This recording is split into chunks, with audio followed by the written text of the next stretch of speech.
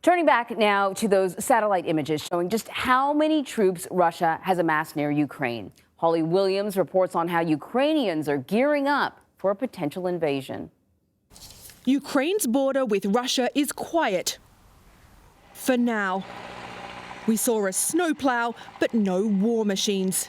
You've built this as a kind of defensive position if someone tries to invade. The Ukrainian border guards told us they're ready, though, if there's an attack. The Ukrainian soldiers say the closest Russian troops to this section of the border are about 60 miles away. On the other side of the frontier are roughly 100,000 Russian troops. New satellite images reportedly show them closer to battle readiness. It certainly has all the image of an army ready to go. Justin Bronk is an expert on the Russian military. If they chose a maximalist campaign, they could pretty much destroy the Ukrainian army as a viable fighting force. For over a decade, Russia's military has been on a high-speed modernization drive. Its new weaponry shown off at military parades and tested in Syria, where Russia's been accused of war crimes by the United Nations. A stronger military's allowed Russia to reassert itself as a world power. Now, experts say it's being used to threaten Ukraine, an attempt to force the country away from the US and NATO and back under Moscow's control. Back on the Ukrainian side of the border, Major Mykola Ferran told us they have what they need to defend their territory. The reality, according to the US, is that an invasion would be horrific. Russia's President Vladimir Putin will be in Beijing tomorrow for the Olympics opening ceremony and to meet with China's leader Xi Jinping. China's support could be crucial for Putin if Russia invades Ukraine and is then hit with economic sanctions by the US and its allies. Anne-Marie.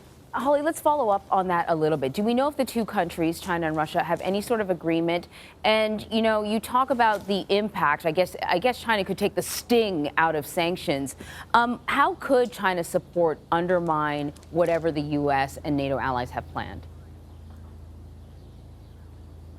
Well, look, it's true that Russia and China have drawn much closer in recent years, at the same time that they've both become much more estranged from the West and at times very much at odds with the US.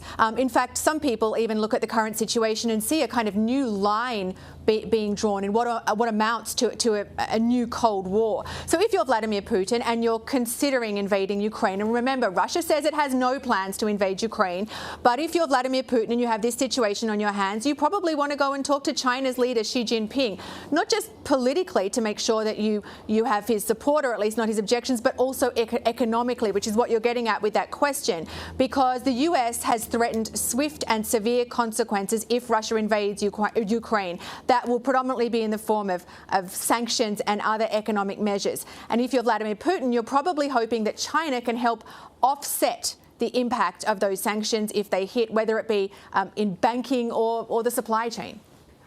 So we got the news yesterday that the U.S. is moving around 3,000 troops. Some of them are going to Romania and Poland. Those two countries border Ukraine, but we heard that, of course, no American troops will be entering Ukraine. But I'm curious about how Russian leadership is reacting to this news.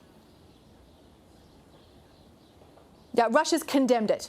The Russian deputy foreign minister said that it was a destructive and unjustified step. That's really in tune with everything else that Russia's been saying in this situation. Russia's been saying we're not the aggressors here, we're the victims. It's US and NATO that are the aggressors. But we should be clear about a few things here. Firstly, these US troops are not going to Ukraine. In fact, the US previously ruled out sending US combat troops to Ukraine. Instead, they're going to Europe to bolster America's existing NATO allies in Eastern Europe. And remember that the US already has tens of thousands of troops based permanently in Europe as part of its commitment to European security and global security. And finally, remember, the reason these troops are being deployed is because of a crisis that Russia sparked by moving around 100,000 troops to Ukraine's border. Right. Holly Williams, thank you very much.